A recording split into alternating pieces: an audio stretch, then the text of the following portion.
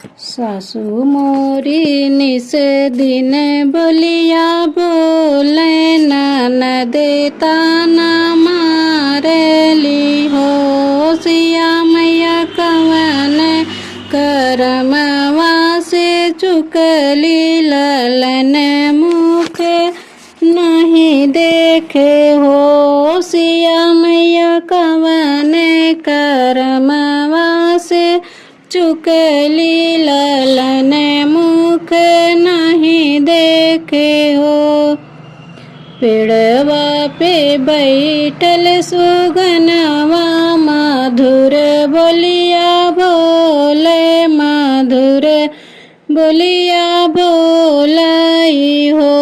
धना नहीं कैलू सासू के सेवा गोतिनिया से झगड़ा कैलू हो।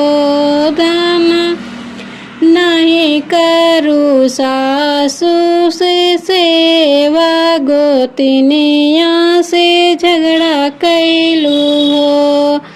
धना दुअर से भिख भगवलू ललन कैसे हुई है ललन कैसे हुई है हो।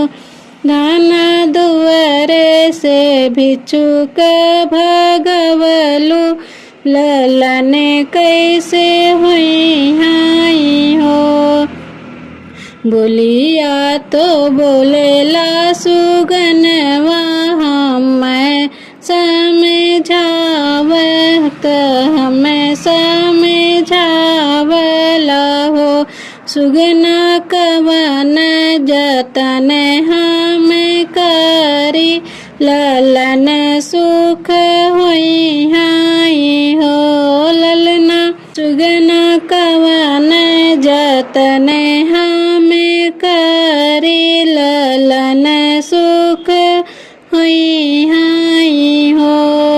नित उठी भोर नहाइहा सूरज पैया लागो सूरज पैया लागो हो। धना नित करू सासू जी के सेवा गोतिन मीठी बोलो हो। धना नित करू सासू जी के सेवा गोतिन से मीठी बोल बोलू हो। धना भूखे के भोजन करायो नंगे के वस्त्र देहु हो। धना भूखे के भोजन करायो नंगे के वस्त्र देहु हो। सुगना बचन धना माने तो नित भोरव उठे नित भोरव उठाई हो। धना रविवार के रहलिन भूखी सूरज पैया लागे सूरज पैया लगाई हो।